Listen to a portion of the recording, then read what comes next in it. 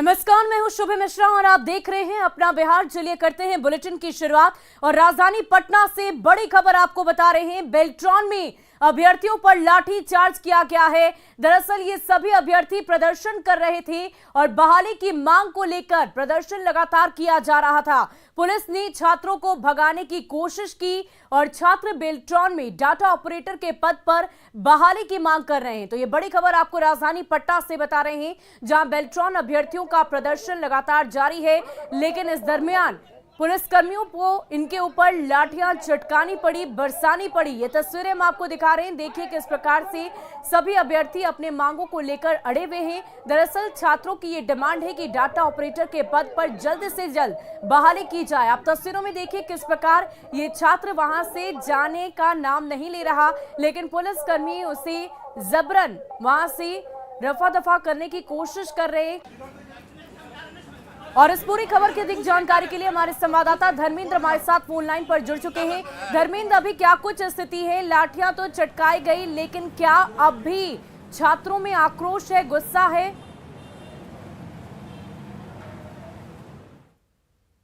पूरी तरह से हटा दिया है। कई छात्रों को पुलिस ने अपने हिरासत में भी लिया है। पिछले 3 साल से ये छात्र बहाली की मांग को लेकर बेल्ट्रॉन पे लगातार प्रदर्शन करने पहुंच रहे थे।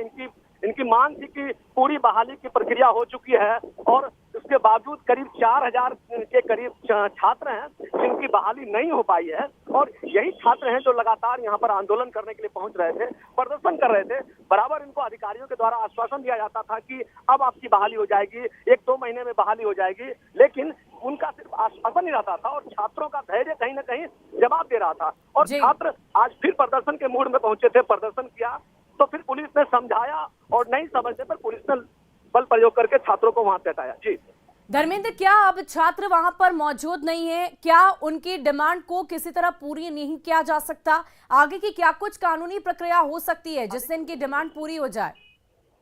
पुलिस ने तत्काल छात्रों को यहां से हटा दिया है। बेल्ट्रॉन भवन के सामने से छात्रों को हटा दिया गया है।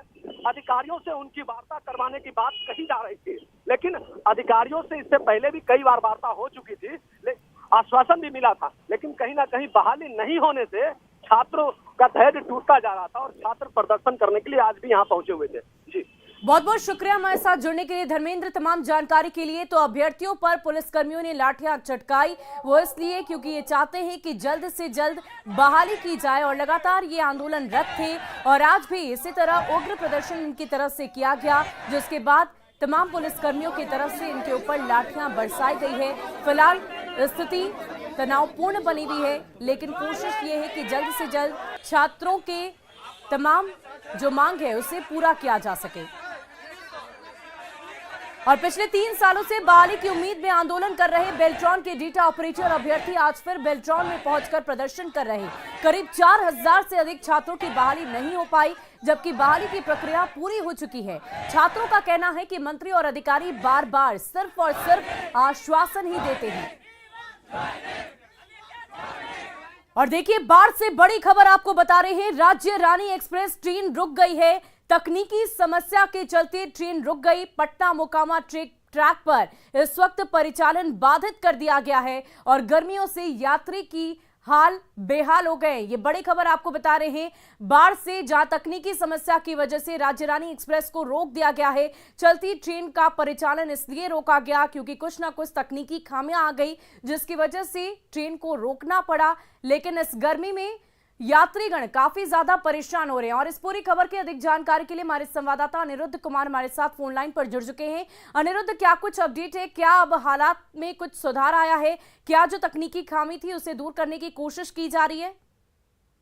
जी, ये बख्तियारपुर में पिछले 2 घंटे से राजधानी एक्सप्रेस जो है वो स्टेशन से कुछ देर पहले, प्लेटफॉर्म से कुछ देर पहले रुकी हुई है और इसको बताया जा रहा है कि इंजन फेल है, जिसको मरम्मत करने के लिए फिर दूसरी इंजन मंगाने का कार्रवाई जारी है। इस ट्रेन के रुकने से पटना मोकामा अप लाइन जो है पूरी तरह बाधित है और भागलपुर, सूरत, बख्तियारपुर में, कमलागंगा इंटरसिटी अथमलगोला में और पाटलिपुत्रा ट्रेन जो है वो बाढ़ स्टेशन पर खड़ी है, यानी कि अप लाइन पूरी तरह बाधित है। जी विवाह जी, इसके अलावा ये बताइए कि क्या कुछ वैकल्पिक व्यवस्था की जा रही है, क्योंकि यात्री काफी ज्यादा परेशान हो रहे हैं। बिल्कुल भीषण गर्मी है और गर्मी में ट्रेन रुकी हुई है। लोग जो है वैकल्पिक जो बख्तियारपुर के हैं वो तो ट्रेन से निकल के अपने अपने स्थान जा रहे हैं, क्योंकि ट्रेन जो है वो राजधानी जो है राजगीर की तरफ जाएगी, तो बख्तियारपुर के ही मेन सवारी अब उसमें बचे हुए हैं जो उतर के पैदल मार्ग या फिर अपना दूसरा वाहन के द्वारा जो वो जा रहे हैं। लेकिन जो अन्य ट्रेनें हैं जो बाढ़, असमनगोला और बख्तियारपुर लिंक में खड़ी है, जिसको पटना और दिल्ली जाना है, उसकी यात्रियों को काफी परेशानी बढ़ी हुई है और इंजन को मरम्मत करने के लिए टेक्निकल टीम दानापुर से बुलाया गया है। बहुत बहुत शुक्रिया हमारे साथ जुड़ने के लिए अनिरुद्ध, तमाम जानकारी के लिए। और बेतिया से आपको बड़ी खबर बता रहे हैं, कटरा कामाख्या एक्सप्रेस में भीड़ नहीं चढ़ पाए और टिकट वाले यात्री अंदर के यात्रियों ने गेट ही नहीं खोला। यात्रियों ने हंगामा किया है। नरकटियागंज स्टेशन की यह घटना बताई जा रही है और स्टेशन पर इस वक्त अफरा तफरी का माहौल है। यात्रियों के पास जो पैसे हैं वो वापस किए जा रहे हैं। तो ये बड़ी खबर आपको बेतिया से बता रहे हैं, जहां अंदर के यात्रियों को की तरफ से गेट नहीं खोला गया, जिसके बाद हंगामा हुआ और फिलहाल जो यात्री टिकट कटाकर हैं उन्हें उनके पैसे वापस देने की कवायद शुरू कर दी गई है। तो बेतिया से ये बड़ी खबर आपको बता रहे हैं, जहां स्टेशन पर इस वक्त अफरा तफरी मची हुई है। वो इसलिए क्योंकि तमाम यात्री जो कामाख्या एक्सप्रेस से जा रहे थे उन्होंने अपना टिकट कटाया था, लेकिन गेट ना खुले होने की वजह से वो ट्रेन में नहीं चढ़ पाए, यात्रा नहीं कर पाए। लेकिन फिलहाल इन यात्रियों के पैसे वापस करने की कवायद प्रशासन की तरफ से की जा रही है। क्या हुआ है? गेट नहीं खुला है। बच्चे हैं साथ में, कैसे बच्चे लेके कैसे इधर उधर घुसे? हम बच्चे लेके कैसे जाएं, क्या करें? कहाँ जाना था आपको? हम टिकट वापस कर रहे हो? टिकट वापस कर रहे हैं कि गेट पे इतना ज्यादा भीड़ था जब लोग गेट भी नहीं चढ़ पाए हैं। गेट भी लॉक था। कहाँ जाना था? और लोग गेट भी लॉक कर दिया था। कहाँ जाना था? जाना था हमको जम्मू। कौन ट्रेन से? कटरा कामाख्या एक्सप्रेस से। तो ये तस्वीरें आप देख सकते हैं कैसे तमाम यात्री जो गेट के बाहर खड़े हैं वो ये कोशिश में जुटे रहे हैं कि जल्द से जल्द गेट खुले और वो अंदर जाकर अपनी यात्रा को पूरी कर सके। लेकिन जो तस्वीरें हैं वो इसमें साफ नजर आ रहा है कि अंदर के यात्री जो हैं वो गेट ही नहीं खोल रहे। और इस पूरी खबर की अधिक जानकारी के लिए हमारे संवाददाता प्रफुल्ल हमारे साथ फोन लाइन पर जुड़ चुके हैं। प्रफुल्ल, क्या कुछ जानकारी है, क्यों इस प्रकार की बात सामने आई, क्यों अंदर के यात्री गेट नहीं खोलने के लिए तैयार हुए? जी, मैं आपको बता दूं कि करीब 11:33 पर नरकटियागंज स्टेशन पर जो है वो ट्रेन आई और उसके बाद जैसे ही आई वहां अफरा तफरी का माहौल बन गया। जो लोग यहाँ पे सैकड़ों की संख्या में जो लोग थे वो टिकट कटा चुके थे उस ट्रेन में चढ़ने के लिए। कुछ लोग रिजर्वेशन टिकट लेकर भी ट्रेन का इंतजार कर रहे थे, लेकिन जैसे ही ट्रेन आई, ट्रेन जब आई उस समय पहले से ही ट्रेन भरी हुई आई थी और जो रिजर्वेशन बोगी था उसको अंदर से यात्रियों ने उसको बंद कर रखा था और जो जनरल बोगी थी उसकी भी स्थिति काफी खराब कहेंगे, क्योंकि अंदर तक लोग जो थे भरे हुए थे। शौचालय में भी लोग बैठे हुए दिख रहे हैं उस ट्रेन में। और इस हालात में लोगों ने बहुत प्रयास किया, लेकिन 9 मिनट तक ट्रेन का वहां स्टॉपेज रहा। लेकिन आखिरकार जो है कई यात्री, लगभग सैकड़ों की संख्या में जो यात्री है वो छूट गए, ट्रेन नहीं पकड़ पाए। प्रफुल्ल, ये बात सामने आई है कि पैसे वापस किए जाएंगे उन यात्रियों के, क्या अब तक किसी यात्री को उनके पैसे वापस मिल पाए? क्या होगी ये प्रक्रिया? जी देखिए, प्रक्रिया ये है कि ट्रेन छूट गई है, उसके बाद से जो यात्री है जिनका रिजर्वेशन है वो कैंसिलेशन के लिए फिर से काउंटर पे लाइन में लगे हुए हैं और जो जनरल यात्री है वो भी लाइन में लगे हुए हैं अपना टिकट वापस करने के लिए है। तो प्रयास ये किया जा रहा है। स्थानीय प्रशासन जब इसके बाद जब ये मामला सामने आया उसका स्थानीय प्रशासन जो है वो लोगों का टिकट वापस कराने की कवायद में जुट गया है और धीरे धीरे जो लोग जो टिकट वापस कर रहे हैं उनका रिफंड जो है वो किया जा रहा है। जी बहुत बहुत शुक्रिया हमारे साथ जुड़ने के लिए, तमाम जानकारी के लिए। और भागलपुर से आपको बड़ी खबर बता रहे हैं, बांका इंटरसिटी एक्सप्रेस में आग लग गई है। ब्रेक बेंडिंग में ये आग लग गई और इस वक्त आग पर काबू पा लिया गया है। तो ये बड़ी खबर आपको भागलपुर से बता रहे हैं, जहां बांका इंटरसिटी एक्सप्रेस में आग की खबर सामने आई है। तस्वीरें आप देखिए किस प्रकार इस इंटरसिटी एक्सप्रेस में आग लग गई है। ब्रेक बेंडिंग में ये आग लगी, लेकिन राहत की बात यह है कि जल्द से जल्द आग पर काबू पा लिया गया। तो भागलपुर से ये बड़ी खबर आपको बता रहे हैं, ये अहम जानकारी, जहां बांका इंटरसिटी एक्सप्रेस में आग लग गई और इस वक्त आग पर काबू पा लिया गया है। सूचना मिली कि इसमें ब्रेक बेंडिंग अकबर नगर के स्टेशन मास्टर द्वारा पूर्व सूचना दिया गया। रास्ते के सभी गेट में, जितने भी गेट रास्ते में पड़ते सभी गेट में द्वारा सूचना दिया गया कि ब्रेक बेंडिंग। तो जैसे ही गाड़ी प्लेटफॉर्म पर घुसी, हम लोग अग्निशामक यंत्र लेकर के तैयार थे। वहीं कटिहार पुलिस ने कुख्यात अपराधी जमील को गिरफ्तार कर लिया है। गिरफ्तार अपराधी के पास से हथियार और भारी मात्रा में जिंदा कारतूस बरामद हुए। पुलिस ने कुख्यात जमील को तेलता थाना क्षेत्र से गिरफ्तार किया। पुलिस के मुताबिक जमील सीमांचल के कई क्षेत्रों के साथ साथ बंगाल में भी अपराध का गिरोह चलाता था। पिछले कई महीनों से पुलिस को आपराधिक वारदातों में उसकी तलाश थी। जमील की गिरफ्तारी से कई घटनाओं की खुलासे की उम्मीद है और इलाके के कुख्यात अपराधी की गिरफ्तारी से पुलिस ने राहत की सांस ली है।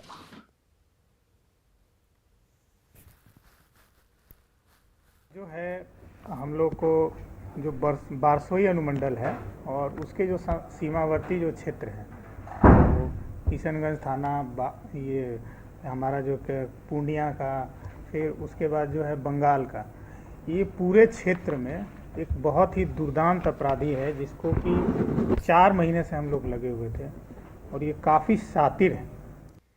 और सीएम नीतीश कुमार के जनता दरबार में आज एक बार फिर आंगनबाड़ी नियुक्ति में गड़बड़ी का मामला सामने आया, जिसे सुनकर सीएम ने समाज कल्याण विभाग को फोन कर तुरंत समस्या सुलझाने का आदेश दिया। आपको बता दें कि पिछले जनता दरबार में भी सीएम के सामने आंगनबाड़ी नियुक्ति में गड़बड़ी का मामला सामने आया था, जिस पर सीएम ने नाराजगी जाहिर की थी। और इस बार सुपौल के एक फरियादी ने जब यही मामला सीएम के सामने लाया तो सीएम ने समाज कल्याण विभाग को फोन लगाकर इस पर नाराजगी जाहिर की है।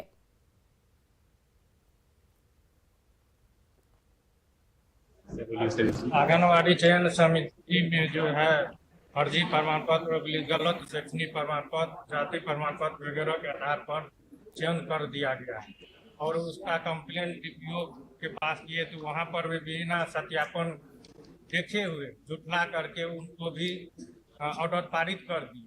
उनका कंप्लेन डीएम साहब के पास किए, वहां पर भी। अरे आप एक शुरू कहे, फिर उसके बाद कई भेजे, अब फिर देख रहे हैं कि सुपौल से भी आया है आंगनबाड़ी सेविका चयन में अनियमितता का। तो क्या हो रहा है भैया? पिछली बार जब इतनी बात हुई, देखिए जरा तो बात। और कोरोना से मौत मामले में पीड़ित परिजनों को मुआवजा नहीं मिलने के कई मामले आज भी मुख्यमंत्री के जनता दरबार में आए। इस पर सीएम ने हैरानी जताई और स्वास्थ्य विभाग को फोन कर नाराजगी जाहिर की। सीएम ने कहा कि पिछले दफे निर्देश के बावजूद ऐसे मामलों का आना हैरानी की बात है। उन्होंने शिकायतों को तुरंत दूर करने का निर्देश दिया है।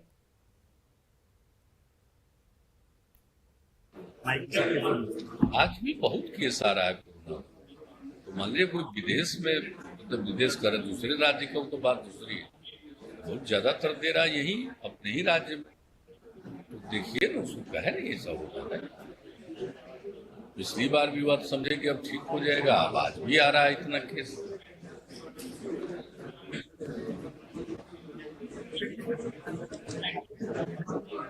देख लीजिए जरा, कि आता भी है तो आश्चर्य ही लगता है।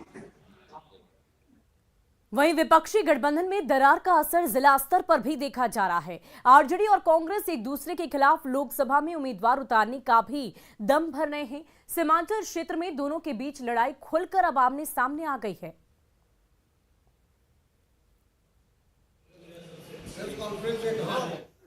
हर आदमी स्वतंत्र है अपनी बात कहने के लिए, और जहाँ तक है कि भाई जो भी गठबंधन बनेगा तो राज्य स्तर पर बनेगा, और राज्य स्तर में जब ठीक ठाक रहेगा तो जिला में भी ठीक रहेगा। लेकिन जब वहाँ गड़बड़ होता है तो फिर उसका असर जिला में पड़ता है। राज्यसभा सांसद का बयान आया है कि आपका विरोध करें, किस तरह से? चलिए उनको माफ़ करते हैं। उन्होंने ऐसा किया, इसी सब के बारे में बोले हुए कि भाई माफ़ कर दिया, हो सकता है। आगे क्या उम्मीद करेंगे लोकसभा में इस बार, क्या उम्मीद करेंगे? राष्ट्रीय जनता दल लड़ेगी कटिहार, राष्ट्रीय जनता दल लड़ेगी, पूरे सीमांचल में लड़ेगी। जहाँ कांग्रेस की सीट है, जहाँ जीता हुआ होगा, वहाँ के बारे में हमारी पार्टी सोचेगी क्या करे, लेकिन बकिया जगह तो लड़ेगी ही। और गठबंधन ज़रूरी नहीं है कि हो जो हालात है। वहीं नक्सली संगठन भाकपा माओवादी के खिलाफ जमुई पुलिस को एक बड़ी कामयाबी मिली है। पुलिस दबिश के कारण जोनल कमांडर बालेश्वर कोड़ा के साथ हार्डकोर नक्सली अर्जुन कोड़ा और नागेश्वर कोड़ा ने हथियार के साथ सुरक्षा बलों के पास सरेंडर कर दिया है। आत्मसमर्पण करने वाले तीनों नक्सली जमुई, लखीसराय और मुंगेर के जंगली इलाके में सक्रिय रहते हैं। पुलिस से मिली जानकारी के अनुसार बरहट थाना इलाके के चौरमारा जंगल के पुलिस कैंप में नक्सलियों ने सरेंडर किया है। सरेंडर करने वाले नक्सली बालेश्वर कोड़ा, अर्जुन कोड़ा, नागेश्वर कोड़ा की तलाश में पुलिस को बीते 1 दशक से भी ऊपर का समय लगा था। नक्सलियों के आत्मसमर्पण के मामले का जायजा लिया संवाददाता केसी कुंदन ने। भाकपा माओवादी के खिलाफ जमुई पुलिस और सुरक्षा बलों को बड़ी कामयाबी हाथ लगी है।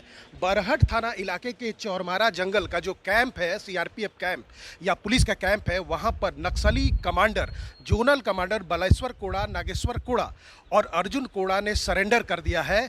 पुलिसिया दबिश, जो इलाका में सर्च अभियान चलाया जा रहा था, बताया जा रहा है कि उसका नतीजा है पुलिसिया दबिश के कारण बालेश्वर कोड़ा जो जोनल कमांडर है और उसके साथ अर्जुन कोड़ा और नागेश्वर कोड़ा ने पुलिस के समक्ष आत्मसमर्पण कर दिया है। हथियार के साथ, जो बताया गया है कि तीनों नक्सली हथियार के साथ सरेंडर किया है। बता दें कि अर्जुन, जो बालेश्वर कोड़ा है, जो नक्सली कमांडर है, जोनल कमांडर है, वह बीते 2005 से नक्सली संगठन में एक्टिव है और बताया जाता है कि पॉलिसी मेकर, कह सकते हैं कि जो नक्सली संगठन है उसका पॉलिसी मेकर बालेश्वर कोड़ा है। वहीं अगर अर्जुन कोड़ा की बात करें तो अर्जुन कोड़ा और नागेश्वर कोड़ा नक्सली संगठन के गुरीला दस्ता का एक्टिव मेंबर है, कह सकते हैं कि कमांडर है, जो रणनीतियां बनाता था और जो नक्सली संगठन के द्वारा जो घटनाओं को अंजाम दिया जाता था उसमें अर्जुन कोड़ा और नागेश्वर कोड़ा की भूमिका अहम होती थी। और जहां तक बात करें जो सरेंडर करने वाला जो जोनल कमांडर बालेश्वर कोड़ा है, पॉलिसी मेकर है। हालांकि यह भी सूचना मिल रही है कि उसके साथ कुछ और भी नक्सली सरेंडर किए हैं। हालांकि अभी जो बात जो पुष्टि हुई है, एसपी जमुई एसपी शौर्य सुमन ने पुष्टि किया है कि 3 नक्सली, जो एक जोनल कमांडर बालेश्वर कोड़ा, अर्जुन कोड़ा और नागेश्वर कोड़ा ने आत्मसमर्पण कर दिया है। फिलहाल यही बरहट थाना है और यहाँ पर नक्सली को लाया जाएगा कुछ देर के बाद। अभी बताया गया है कि चौरमारा जंगल में ही है और उसके बाद आगे की कार्रवाई है। फिलहाल बड़ी बात है कि पुलिस को बड़ी कामयाबी मिली है कि नक्सली संगठन, जो भाकपा माओवादी का नक्सली संगठन का जो नक्सली सरेंडर किए हैं, वो जमुई, मुंगेर और लखीसराय का जो सीमावर्ती जंगली क्षेत्र है उस इलाके में एक्टिव रहते थे। और तीनों जिलों में अगर देखा जाए तो तीनों जिलों में इन लोगों के खिलाफ कई मामले दर्ज हैं, दर्जनों की संख्या में मामले दर्ज हैं, जिसकी जांच और तहकीकात की जा रही है। केसी कुंदन, न्यूज़ 18 जमुई।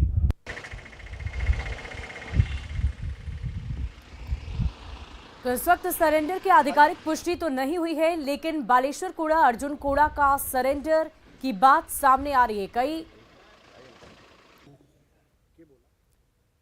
और न्यूज 18 इंडिया ने टीआरपी के ताजा आंकड़ों में आज तक को पीछे कर दिया है। खबरों की तेज रफ्तार, मुद्दों पर जबरदस्त पकड़ और देश के सबसे अनुभवी चेहरों की बदौलत न्यूज 18 इंडिया ने आज तक से बाजी मारी है। ब्रेकिंग न्यूज, ग्राउंड रिपोर्ट, मुद्दों पर बहस हो या फिर देश विदेश की खबरों का संतुलित आकलन हो, न्यूज 18 इंडिया हर कसौटी पर खरा उतरा है। निष्पक्ष और सटीक खबरों का दूसरा नाम है न्यूज 18 इंडिया।